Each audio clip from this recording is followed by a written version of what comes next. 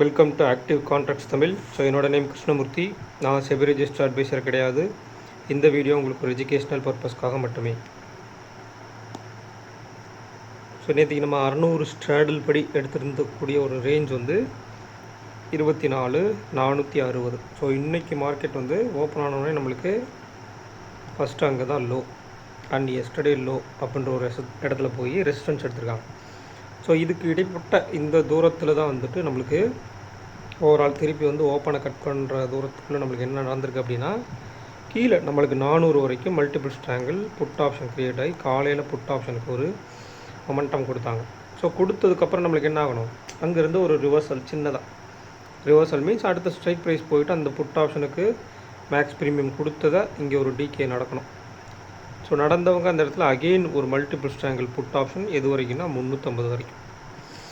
So இப்போ இந்த 350 வரைக்கும் கீழே வந்துட்டு மார்க்கெட் நம்மளுக்கு எங்கேருந்து ரிவர்சல் கொடுத்தாங்க, நியர்பை நம்மளுக்கு எஸ்டர்டே லோ கிட்டத்தட்ட 550க்கு நியர்பை, சரிங்களா?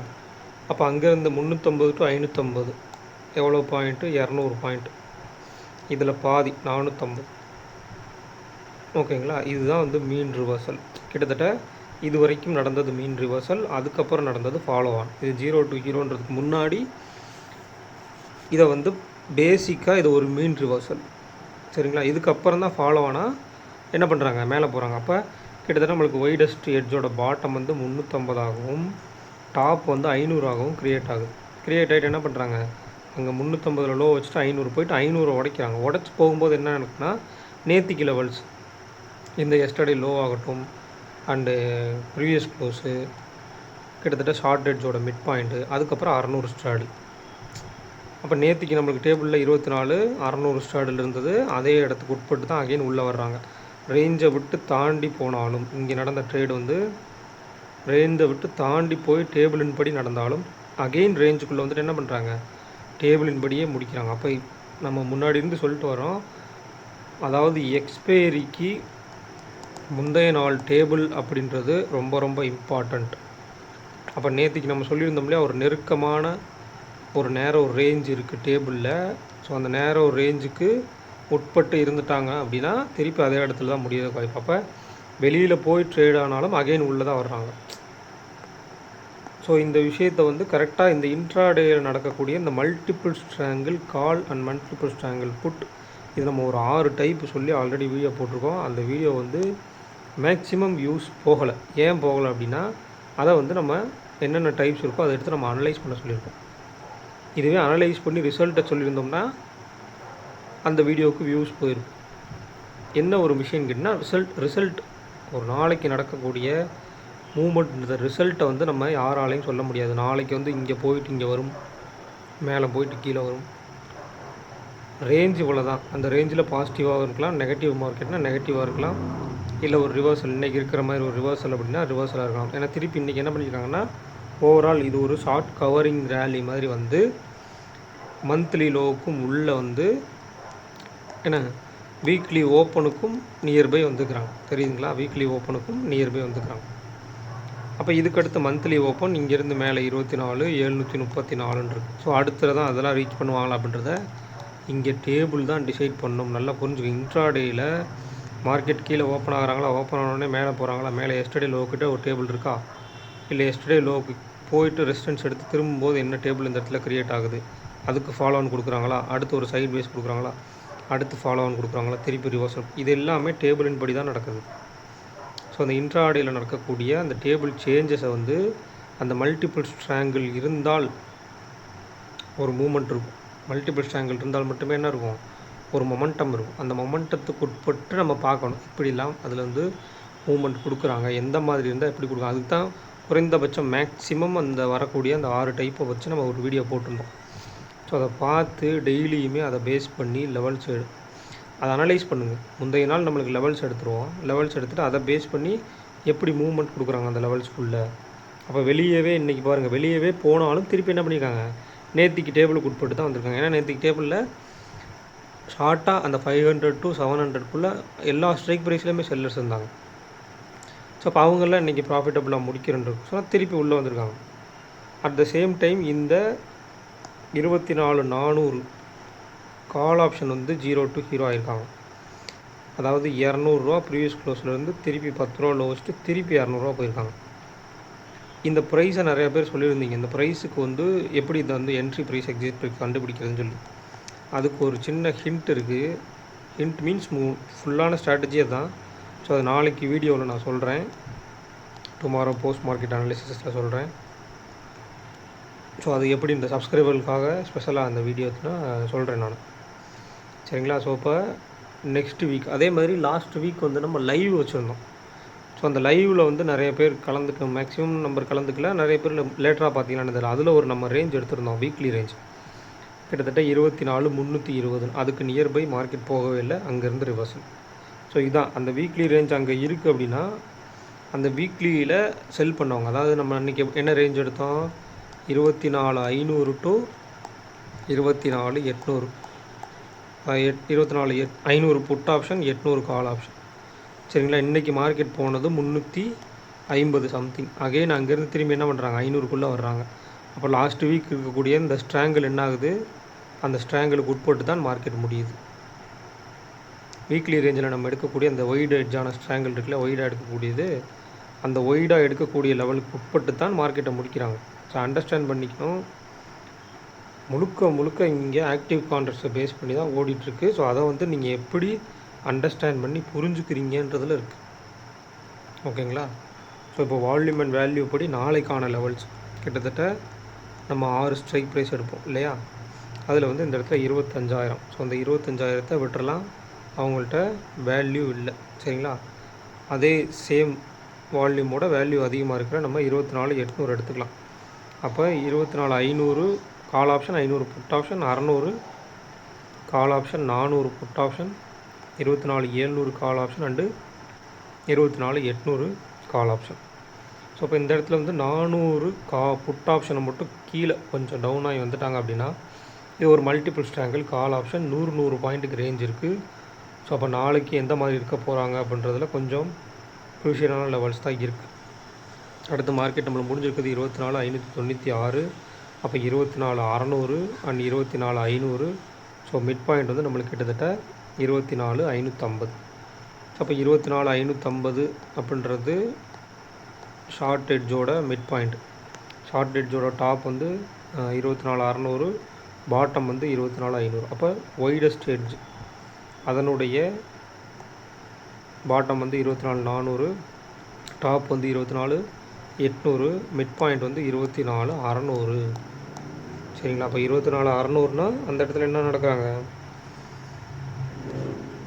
இந்த ப்ரீவியஸ் க்ளோஸ் தான் மிட் பாயிண்ட். இப்போ இந்த மிட் பாயிண்ட்டுக்கு மேலே இருக்கிறாங்களா கீழே இருக்காங்களாம் பார்க்கணும். ஸோ அதே மாதிரி நம்மளுக்கு ஸ்ட்ராடல் 500 காலன் புட் ஸ்ட்ராடல், அந்த 500 காலன் புட் ஸ்ட்ராடலுக்கு அப்பாற்பட்டு தான் முடிச்சுக்கிறாங்க. அப்போ நம்மளுக்கு மேலே வந்து 550 இருக்கணும், 596 இருக்காங்க.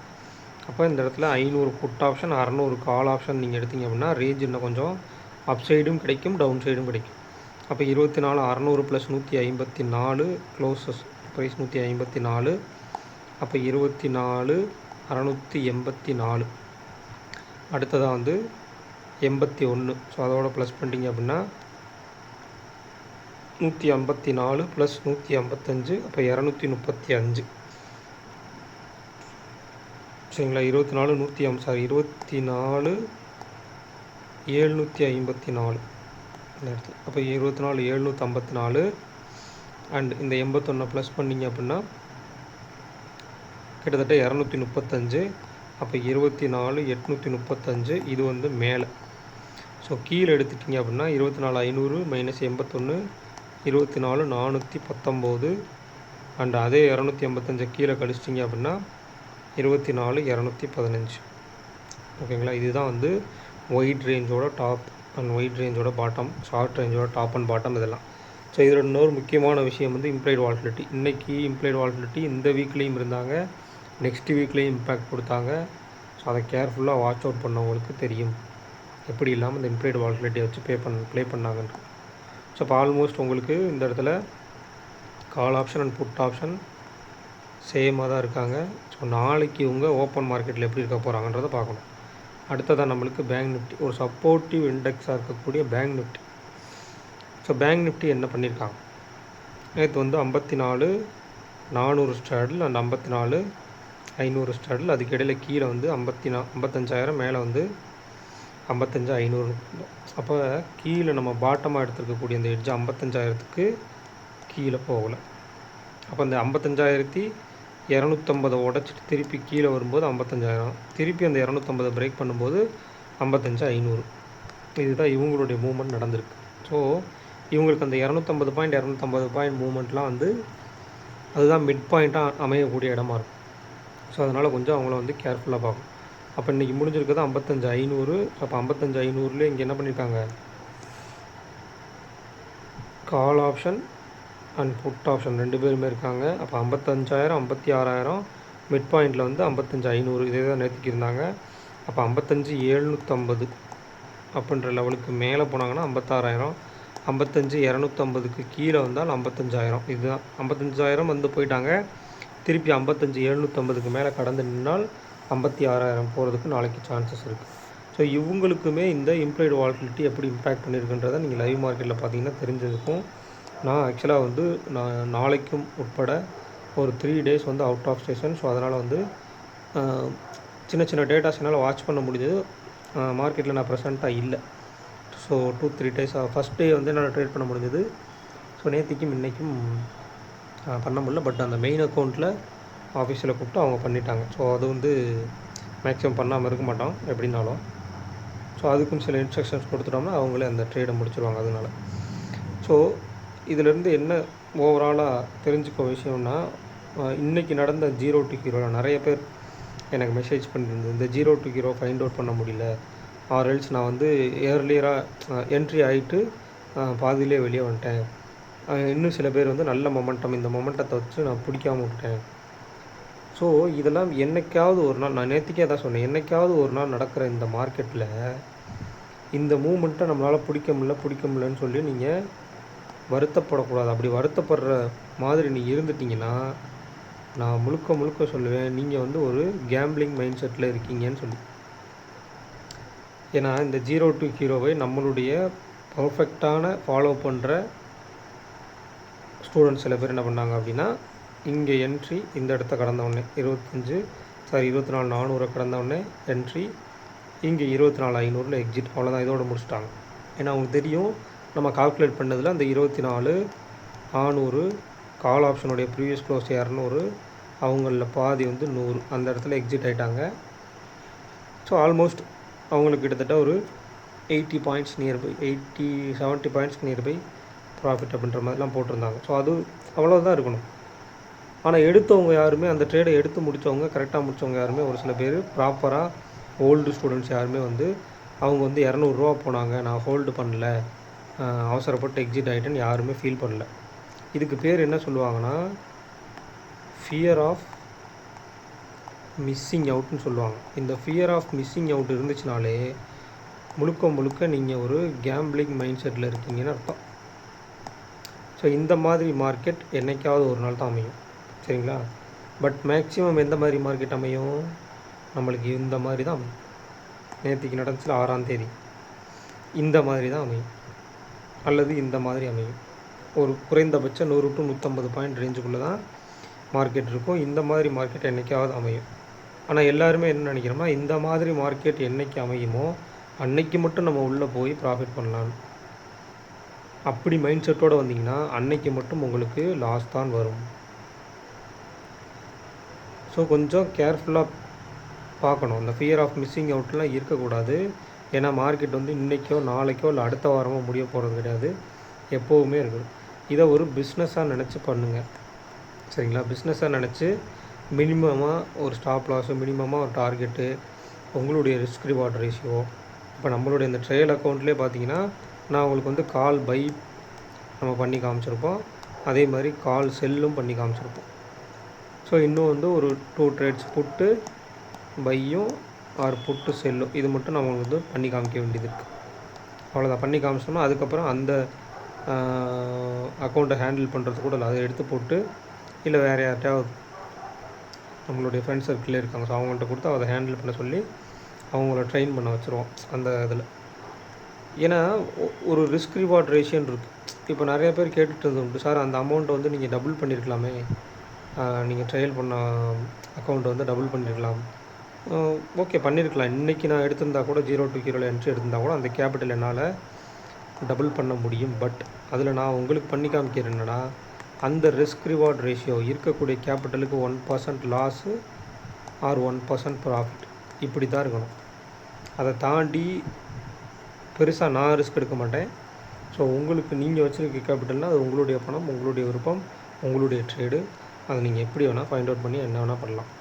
ஸோ என்னோடய கருத்து என்னென்னா, குறைந்தபட்சம் ஒரு minimum stop loss, minimum target வச்சுட்டு அதிகபட்சமாக மேக்ஸிமம் ஆஃப் த மார்க்கெட் என்ன மூவ்மெண்ட் கொடுக்குதோ அந்த மூவ்மெண்ட்டை வந்து தேடி அதுக்குள்ளே வந்து எடுக்க பாருங்கள். இந்த மாதிரி ரேராக நடக்கக்கூடிய மூவ்மெண்ட்டுக்குள்ளே வந்து இதை வந்து நம்ம எடுக்க முடியாமல் போச்சுன்னு வருத்தப்பட்டுட்டு இதுக்காக நீங்கள் பொசிஷன்ஸ் க்ரியேட் பண்ணும்போது தான் அதிகபட்ச லாஸ் வரும்.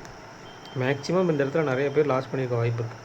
இன்றைக்கி ஓவரால் ட்ரேடில் நிறைய பேர் லாஸோடு முடிச்சுக்க வாய்ப்பு இருக்குது. அதனால தான் நேற்றுக்கு நம்ம சொன்னோம் 0 to 0 தான் வந்து நிறைய பேர் வந்து லாஸ் பண்ணுறாங்க.